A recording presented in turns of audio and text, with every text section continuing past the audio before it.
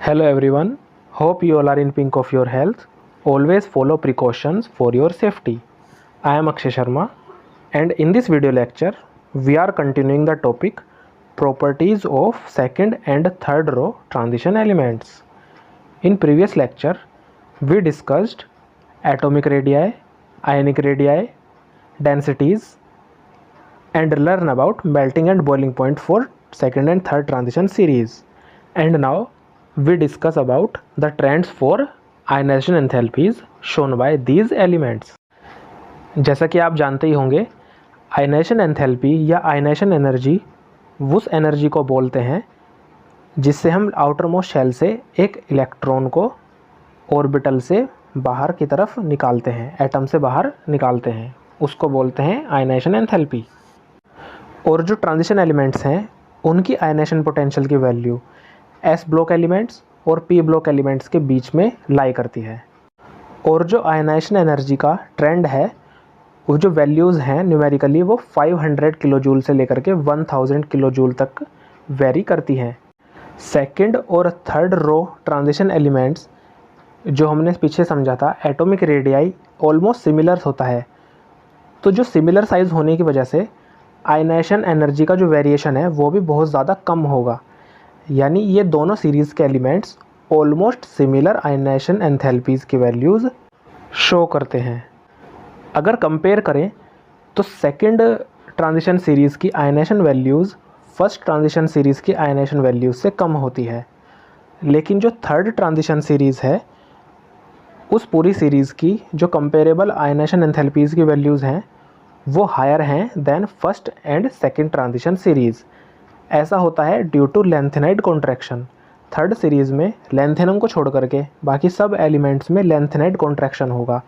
उससे क्या होगा, जो इलेक्ट्रॉन्स हैं वो ऑर्बिटल के अंदर अच्छे से फिक्स हैं और वो न्यूक्लियर की तरफ ज़्यादा अट्रैक्शन फील करते हैं और उनको रिमूव करने के लिए ज़्यादा अमाउंट ऑफ एनर्जी की रिक्वायरमेंट होगी then second group and first transition series. और अगर थर्ड आयनाइजेशन एंथैल्पी की बात करें तो एक डिसकंटिन्यूटी का ट्रेंड होता है टेक्नीशियम और रुदीनियम के बीच में, जो कि सेकंड ट्रांजिशन सीरीज़ के एलिमेंट हैं, और ओस्मियम और जो एलिमेंट है रेनियम जिसका सिंबल RE होता है वो थर्ड ट्रांजिशन एलिमेंट्स हैं। इनकी वैल्यूज़ अदर जो एलिमेंट्स हैं अपने सीरीज़ के अंदर उनसे डिफरेंट वैल्यू होती हैं, लिटिल बिट हायर होती हैं। ऐसा होता है because of presence of stable half filled D subshell. जैसा कि हम इस टेबल के अंदर देख सकते हैं, तीनों सीरीज़ की आयनाइजेशन एंथैल्पी जो फर्स्ट आयनाइजेशन एंथैल्पी है यानी कि पहला जो इलेक्ट्रॉन निकलना होगा उसकी कंपैरिजन है।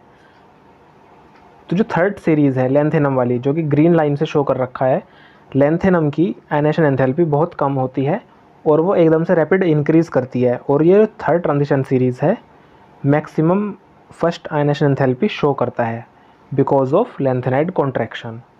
और अगर अब हम कंपेयर करें थर्ड आयनाइजेशन एंथैल्पी, अगर पर्टिकुलरली सेकंड ग्रुप की बात करें यट्रियम वाले ग्रुप की, तो फर्स्ट सेकंड और थर्ड आयनाइजेशन एंथैल्पीज़ की वैल्यू में ये ट्रेंड शो होगा।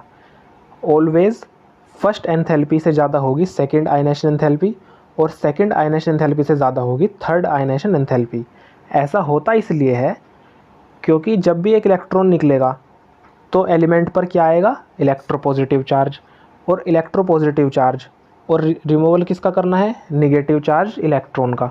तो यहाँ पर प्लस और माइनस दोनों अट्रैक्शन शो करेंगे एक दूसरे के लिए, इसीलिए जितनी एनर्जी निकालनी होगी यानी कि जो नेक्स्ट इलेक्ट्रॉन रिमूवल होगा उतना ही डिफ़िकल्ट होगा और मोर एनर्जी की रिक्वायरमेंट होगी। इसीलिए जो थर्ड आयनाइजेशन एंथैल्पी है वो सफिशिएंटली हायर है than second and first ionization enthalpies. Now next property is oxidation state. ये काफ़ी इंपॉर्टेंट प्रॉपर्टी होती है क्योंकि जो ट्रांजिशन एलिमेंट्स हैं वो मैंने पहले ही बताया कि ये एलिमेंट्स हैं जो बहुत ज़्यादा type of oxidation state show करते हैं, यानी कि वेरिएबल ऑक्सीडेशन स्टेट्स शो करते हैं। जैसा कि फर्स्ट ट्रांजिशन सीरीज़ में हमने समझा था, जो मैंगनीस है वो maximum number of oxidation states show करता है अप टू +7। इसी तरह से जो सेकंड और थर्ड ट्रांजिशन सीरीज़ हैं उनका जो ऑक्सीडेशन स्टेट का पिरामिड बनेगा, पिरामिड एक होता है ऑक्सीडेशन स्टेट अलग अलग एलिमेंट की शो करने के लिए एक पैटर्न होता है जो कि एक पिरामिड की शेप ले लेता है। तो वो पिरामिड सेकंड और थर्ड ट्रांजिशन सीरीज़ के लिए आइडेंटिकल नहीं होगा, इरेगुलरिटीज़ शो करता है। बल्कि अगर आयरन फैमिली की बात करें, यानी कि जो आयरन का ग्रुप होगा, आयरन उसके नीचे होता है ओस्मियम और उसके नीचे होता है रुदीनियम। तो जो ओस्मियम और रुदीनियम है वो +8 ऑक्सीडेशन स्टेट भी शो करते हैं under the compound of osmium tetroxide and ruthenium tetroxide.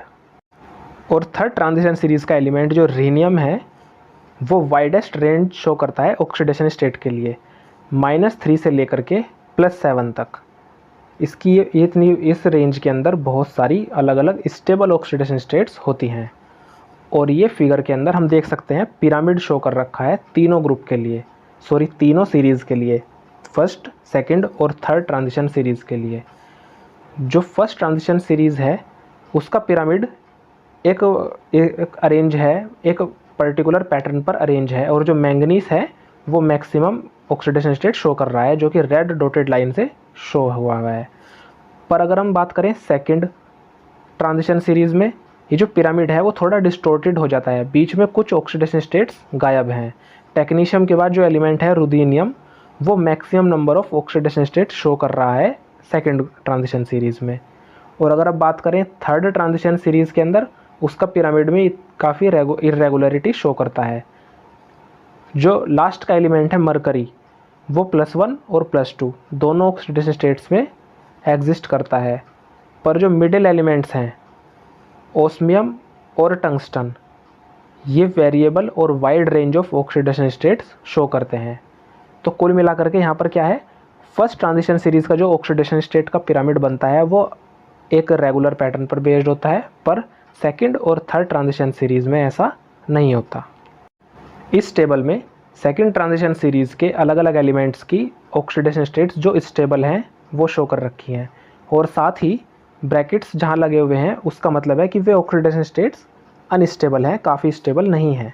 जैसा कि टेक्नीशियम पर देख सकते हैं, उसकी जो स्टेबल ऑक्सीडेशन स्टेट है वो होती है +4, बल्कि इसके अलावा +6 और +7 ऑक्सीडेशन स्टेट में भी एग्जिस्ट करता है ये एलिमेंट, पर वो स्टेबल नहीं होती।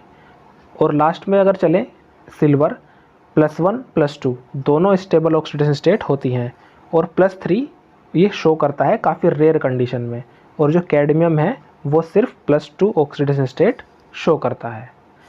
और जो एलिमेंट रहा रुदीनियम वो maximum number of oxidation states show करता है, जिसमें +7 और +8 अनस्टेबल होती हैं, यानी कि लेस स्टेबल होती हैं, या फिर हम बहुत कम या रेयरली देखने के लिए मिलती हैं। और ये टेबल दे रखी है थर्ड ट्रांजिशन सीरीज़ की ऑक्सीडेशन स्टेट के लिए। यहाँ पर याद रखने की बात है, लैंथेनम की जो ऑक्सीडेशन स्टेट है वो +3 रहेगी, सिर्फ एक ही सिंगल ऑक्सीडेशन स्टेट शो करता है लैंथेनम। इसके अलावा जो टंगस्टन है +4 +5 +6 ये स्टेबल ऑक्सीडेशन स्टेट्स हैं, और +2 +3 ये लेस स्टेबल ऑक्सीडेशन स्टेट्स इसके लिए हैं। और जो एलिमेंट है रीनियम वो इस ग्रुप का maximum number of oxidation state show करने वाला एलिमेंट है।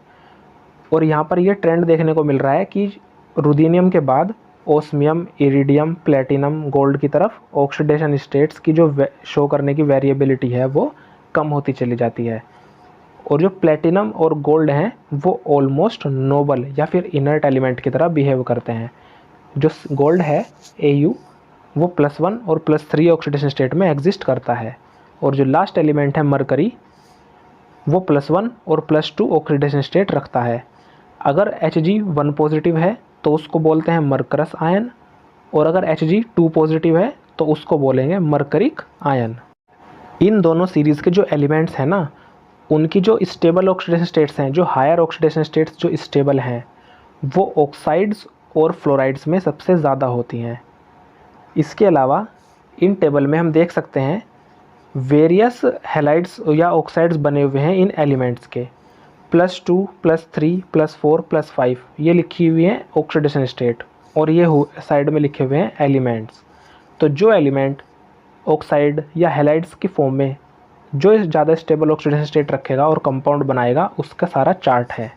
जो नियोबियम है उसके अंदर अगर देखें तो +3 में भी बहुत सारे कंपाउंड बनाता है, और +4 ऑक्सीडेशन स्टेट के साथ साथ +5 ऑक्सीडेशन स्टेट में भी बहुत सारे कंपाउंड्स बनाता है। इसके अलावा जो मोलिब्डेनम है वो भी, और सिल्वर जो है, सिल्वर ऑक्साइड, सिल्वर फ्लोराइड, इसी कंपाउंड में बस इसकी जो मतलब रेंज है कंपाउंड बनाने की वो लिमिटेड है। इसके अलावा जो हायर ऑक्सीडेशन स्टेट्स हैं +6 और +7, उसमें देख लेते हैं। जो टेक्नीशियम है उसकी ऑक्सीडेशन स्टेट बताई थी +6 और +7 लेस स्टेबल हैं, यानी कि बहुत कम देखने को मिलती हैं।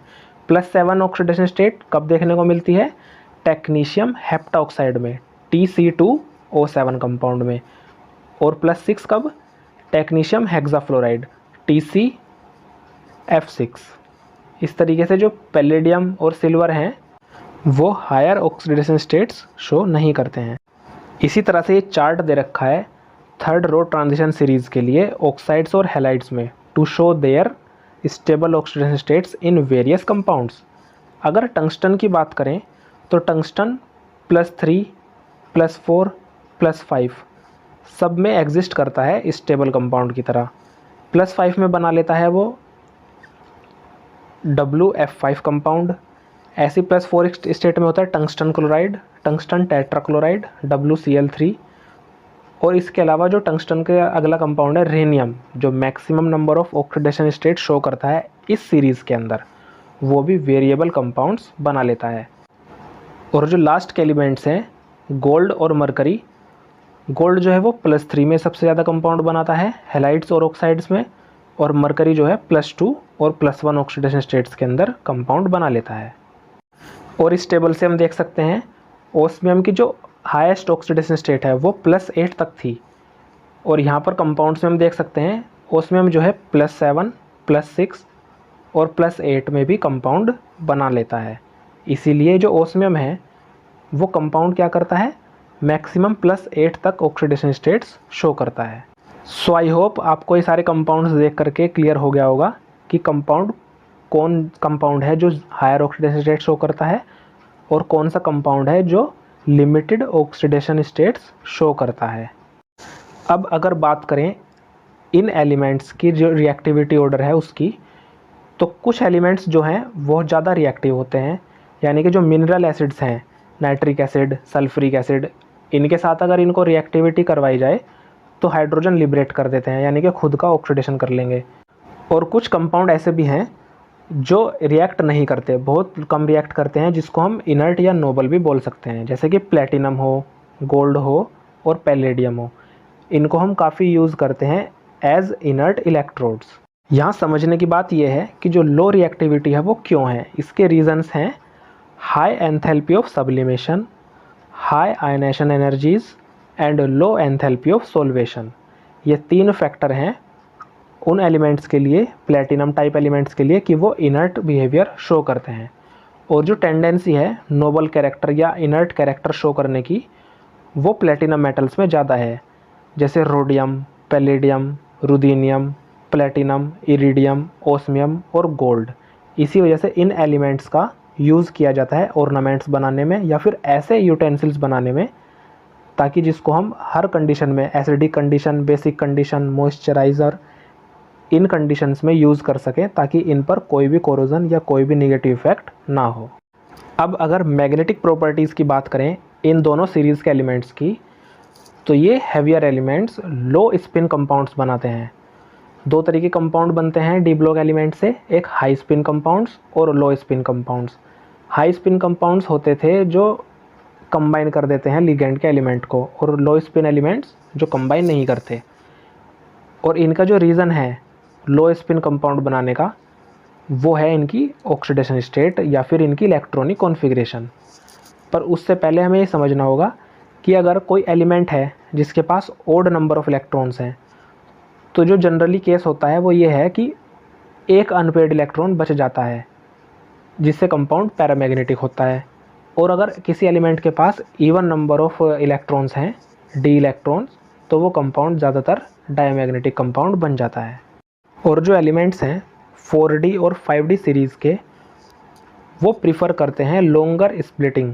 स्प्लिटिंग होती है जो डी ऑर्बिटल T2G और EG ऑर्बिटल में स्प्लिट होता है, 2 ऑर्बिटल में ब्रेक हो जाता है, उसके लिए जो है लॉन्गर स्प्लिटिंग फॉलो करते हैं। लॉन्गर स्प्लिटिंग का फ़ायदा क्या होगा? जो इन डी ऑर्बिटल्स में स्प्लिट होने के बाद इलेक्ट्रॉन बचेंगे, उनके अंदर गैप ज़्यादा रहेगा और आपस में इलेक्ट्रॉन इलेक्ट्रॉन रिपल्शन कम रहेगा, जिससे जो मैग्नेटिक प्रॉपर्टीज़ है उसमें थोड़ी सी वीकनिंग आती है, कमी आती है। तो ये है मैग्नेटिक प्रॉपर्टी का behaviour in second and third transition series. So students, I hope आपको ये चारों प्रॉपर्टी समझ आई होंगी। इस वीडियो में हमने डिस्कस किया आयनेशन एंथैल्पी, ऑक्सीडेशन स्टेट का variation, reactivity of second and third transition series और इनकी magnetic properties. For now that's it from my side. All the best and take care.